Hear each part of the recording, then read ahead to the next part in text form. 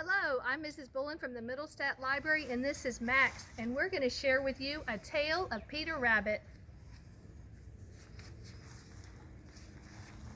Once upon a time, there were 4 little rabbits, and their names were Flopsy, Mopsy, Cottontail, and Peter. They lived with their mother in a big sandbank under the root of a very big fir tree. "Now, my dears," said Mrs. Rabbit one morning, "you may go into the fields or down the lane, but don't go into Mr. McGregor's garden. Your father had an accident there and was put into a pie by Mrs. McGregor. Now run along and don't get into mischief. I'm going out."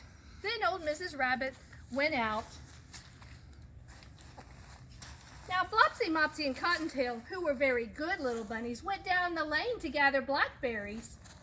But Peter, who was very naughty, went straight away into Mr. McGregor's garden and squeezed under the gate. First he ate some lettuce and string beans, and then, feeling rather sick, he went for the parsley. By the end of the cucumber frame, whom should he meet but Mr. McGregor? Mr. McGregor, who was on his hands and knees planting out young cabbages, jumped up and ran after Peter, waving his rake. "Stop, thief! You darn thieving rascal!" But Peter was most dreadfully frightened. He rushed all over the garden, for he had forgotten the way back to the gate. He lost one of his shoes among the cabbages and the other among the potatoes.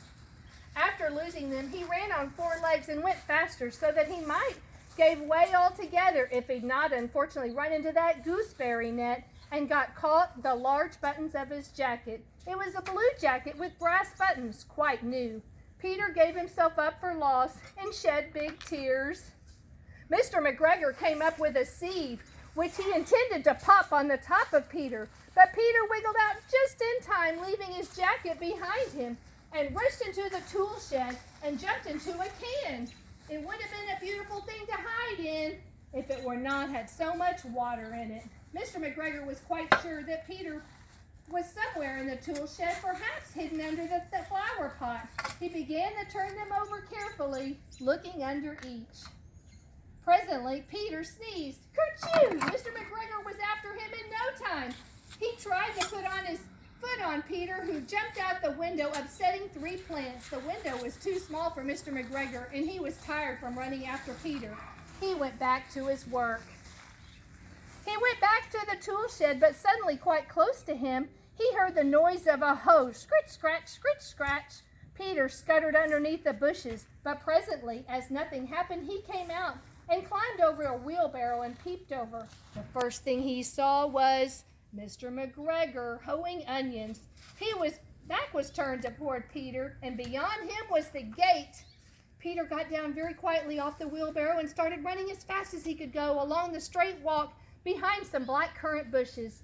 Mr. McGregor caught sight of him at the corner, but Peter did not care. He slipped underneath the gate and was safe at last in the woods outside the garden. Mr. McGregor hung the little jacket and the shoes for a scarecrow to frighten the blackbirds. Peter never stopped running or looked behind him till he got home to the big fir tree. He was so tired that he flopped down upon the nice soft sand on the floor of the rabbit hole and shut his eyes. His mother was busy cooking. She wondered what he'd done with his clothes. It was the second little jacket and pair of shoes that Peter had lost in a fortnight.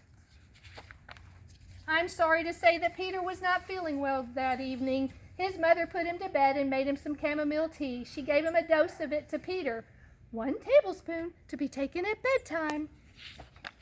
Now Flopsy, Mopsy, and Cottontail had bread and milk and blueberries for supper. The end. We hope you enjoyed the story of the tale of Peter Rabbit.